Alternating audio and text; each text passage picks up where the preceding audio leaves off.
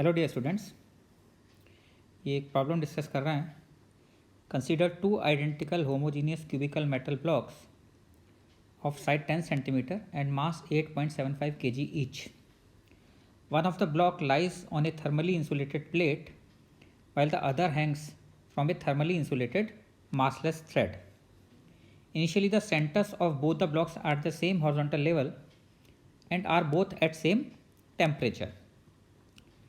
Each of the blocks is supplied with an amount 3.5 into 10 to the power 5 joule of heat. Make reasonable assumptions and calculate the difference in the temperature of two blocks.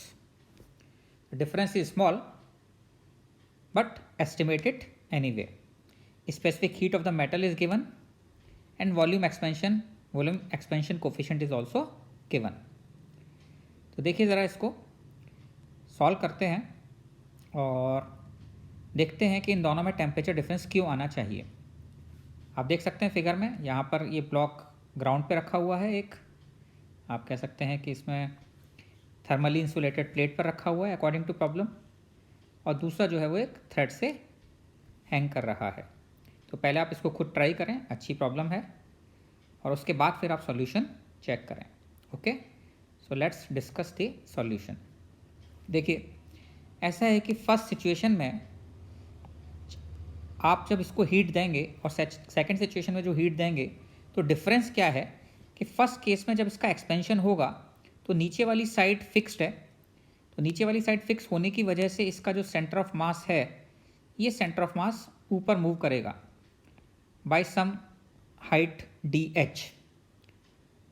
और second case में situation ये है कि ऊपर वाला surface fixed है.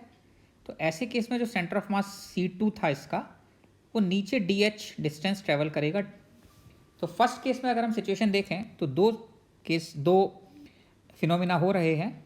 आपने इसको हीट दी है Q, और हीट Q जो है वो एक तो पोटेंशियल एनर्जी इंक्रीज करने में काम आ रही है, बिकॉज पोटेंशियल एनर्जी इसकी इंक्रीज जो हो रही है वो कहाँ से होगी, जो एनर्जी मिलेगी उसी से होगी. तो ये जो डेल्टा Q हीट है, इससे दो चीज़ें हो रही हैं. एक तो टेम्परेचर इंक्रीज हो रहा है, यू कैन से कि इंटरनल एनर्जी इंक्रीज हो रही है delta U, which is equal to MS into delta theta और MS into delta T, where delta T is change in temperature. और दूसरा अगर इसका मास M है तो mg इंटू DH, ये पोटेंशियल एनर्जी इंक्रीज हुई होगी, और ये पोटेंशियल एनर्जी इंक्रीज होने के लिए जो एनर्जी चाहिए वो भी इस एनर्जी Q से ही मिलेगी. अब सेकंड केस में क्या डिफरेंस है? सेकंड केस में सिचुएशन ये है कि जो आपने इसको हीट दी Q, इसकी वजह से सेंटर ऑफ मास नीचे आया, तो ग्रेविटी ने भी इस पर वर्क किया. ग्रेविटी ने कितना वर्क किया? mg into DH. तो इसको दो जगह से एनर्जी मिली. एक तो ग्रेविटी ने वर्क किया इस पर, आपको पता ही है कि वर्क करना भी मतलब बेसिकली ये फॉर्म ऑफ एनर्जी ही है, और एक हीट की फॉर्म में एनर्जी मिली Q. तो मैकेनिकल वर्क की फॉर्म में एनर्जी मिली mg इंटू DH, हीट की फॉर्म में एनर्जी मिली Q, और जिसकी वजह से बेसिकली इसका change in internal energy delta U dash कुछ हो जाता है. तो इन दोनों की हम इक्वेशंस बनाते हैं और इससे टेम्परेचर डिफरेंस कैलकुलेट करने की कोशिश करते हैं. ठीक है, तो फर्स्ट केस में अगर आप देखेंगे तो फर्स्ट सिचुएशन में फर्स्ट केस हम इसको ले रहे हैं और सेकंड केस हम इस सिचुएशन को ले रहे हैं. तो फर्स्ट केस में आप देखिए क्या इक्वेशन आएगी, Q is equal to mg into DH plus delta U, which I can say is MS delta T, where delta T is change in temperature for first case. Now we want to find out DH. तो अगर हम ये देखें, मैं मान लूँ कि अगर इसकी साइड A है, क्यूब की साइड A है, तो volume will be equal to A cube. और अगर हम इसको चेंज इन टेम्परेचर लेते हैं तो जो चेंज इन वॉल्यूम होगा dV, that will be equal to 3A square into DA. Differentiate कर दिया हमने, तो dA हमारे पास आ जाता है dV divided by 3A square. dV हम लोगों को पता है कितना होगा, V gamma into delta theta, तो V gamma into delta T आ जाएगा divided by 3A square. And V already हम लोगों को पता है कितना है, A क्यूब. तो dA will be equal to, ऊपर केवल A बचेगा, A gamma delta T divided by 3. तो इसमें यहाँ पर जितना सेंटर ऑफ मास ऊपर जाएगा DH, वो कितना होगा, that will be equal to DA by 2. Side की लेंथ अगर a है और उसमें dA का चेंज आता है तो सेंटर ऑफ मास पहले a/2 पर था, अब वो कहाँ पर होगा a + dA/2 पर। तो बेसिकली dA/2 इसकी dH चेंज हो जाएगा सेंटर ऑफ मास में। ये अगर हम इक्वेशन 1 में वैल्यू पुट करें तो इन इक्वेशन 1 वैल्यू पुट करने से हमारे पास क्या रिजल्ट आ रहा है, Q = mg इंटू dA/2 और मैं डायरेक्ट dA की वैल्यू पुट कर दे रहा हूँ, that is a gamma delta t, 3 पहले से था तो नीचे 6 हो जाएगा, प्लस ms डेल्टा t।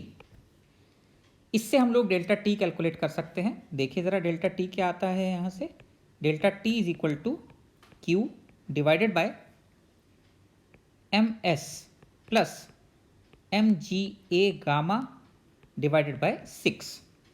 इधर से मैंने डेल्टा t में कॉमन ले लिया और उसको दूसरी तरफ डिनोमिनेटर में ले गया।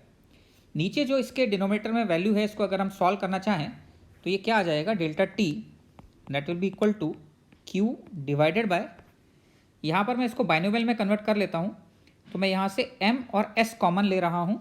m s कॉमन लेने से यहाँ पर बचेगा 1 प्लस m ऑलरेडी कॉमन आ चुका है, ga gamma by 6s, ga gamma divided by 6s, ये वैल्यू यहाँ पर बचेगी। Now you can see in this case that ga gamma divided by 6s this is very less in comparison to 1, because आप देख सकते हैं कि gamma की जो वैल्यू गिवन है इस केस में वॉल्यूम एक्सपेंशन वो 3 × 10⁻⁻5 है, विच इज़ वेरी स्मॉल। तो वी कैन से कि यहाँ 3 × 10⁻5 का फैक्टर आएगा और फिर ए बी जो है वो सेंटीमीटर में है, तो ये 1 के कंपेरिजन में बहुत स्मॉल हो जाएगा। तो ऐसे केस में हम बाइनोमियल एक्सपेंशन लगा सकते हैं और बाइनोमियल अप्रॉक्सीमेशन ले सकते हैं। तो अगर हम बाइनोमियल अप्रॉक्सीमेशन लेते हैं तो ऐसे केस में क्या रिजल्ट हमारे पास आ रहा है, delta t = Q divided bye ms, ऊपर जाकर ये 1 plus ga gamma divided bye 6s⁻⁻1 होता। अब इसको ओपन करते हैं और फर्स्ट टर्म को लेकर बाकी सारी टर्म्स छोड़ सकते हैं बाइनोमियल एक्सपेंशन से, तो ये आपके पास 1 minus ga gamma divided by 6s, ये डेल्टा t आ जाता है। ये फर्स्ट केस की सिचुएशन है। सेकंड केस में क्या डिफरेंस आ जाएगा अगर हम देखें तो सेकंड केस में डिफरेंस ये आ जाएगा कि सेकंड केस में आपने जो Q हीट दी और प्लस ग्रेविटी ने जो वर्क किया mg इंटू dH, इसकी वजह से ms into delta t dash change हो रहा होगा। तो ऐसे केस में बस फ़र्क ये आ जाता है कि जो हमारे पास प्लस साइन आ रहा है नीचे वो क्या हो जाएगा, ऊपर नेगेटिव साइन जो आया है वो पॉजिटिव साइन बन जाना चाहिए। तो ऐसे केस में अगर आप सॉल्व करते हैं तो डायरेक्टली मैं डेल्टा t लिख सकता हूँ, डेल्टा t डैश पुराने वाले रिजल्ट से ही वो आ जाना चाहिए Q/ms, और यहाँ पर 1 माइनस की जगह 1 प्लस आ जाएगा, तो 1 plus ga gamma divided by 6s, ये इक्वेशन 2 बन जाती है। तो आप देख सकते हैं कि ऐसे केस में जो चेंज इन टेम्परेचर है वो सेकंड केस में ज़्यादा होगा, और ये ऑब्वियस भी है बिकॉज सेकंड केस में आपने हीट भी दी है और ग्रेविटी ने भी इस पर वर्क किया है और दोनों से ही टेम्परेचर बढ़ रहा है।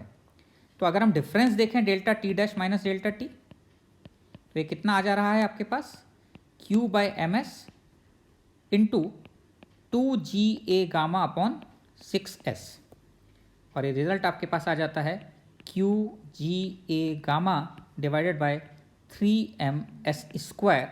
ये आपके पास delta t dash minus delta t पता लग जाता है। और अगर आप इसमें वैल्यूज पुट करके सॉल्व करेंगे तो by solving this you will get result which is of the order of 10⁻⁻6. This will be delta t dash minus delta t, that will be approximately 2.5 into 10⁻⁻6 के आसपास ये आएगा। दिस इज 2.5, इसको solve करके देख लीजिए, इंटू 10⁻6 केल्विन के approximate, इसलिए बहुत कम आ रहा है। तो जनरली आप लोगों से कैलकुलेशन में ये पूछ लिया जाता है, कैलकुलेशन ना करवा के पूछ लिया जाता है किस केस में चेंज होगा, तो चेंज तो बता देते हैं कि सेकंड केस में टेम्परेचर में ज़्यादा चेंज होगा, लेकिन अगर आपसे एग्जैक्ट कैलकुलेशन करवानी हो और अननोन के टर्म्स में ही आंसर देना हो तो अननोन के टर्म्स में हम आंसर कैलकुलेट कर सकते हैं कितना होगा, और उसमें वैल्यूज पुट करने पर ऑब्वियसली ये इतना कम आता है कि इस टेम्परेचर डिफरेंस को नेग्लेक्ट किया जा सकता है। तो आप लोगों ने जो सॉल्व किया था उससे इसको मैच कीजिएगा। आई होप आपको सिचुएशन क्लियर हो गई होगी। Okay, enjoy your day.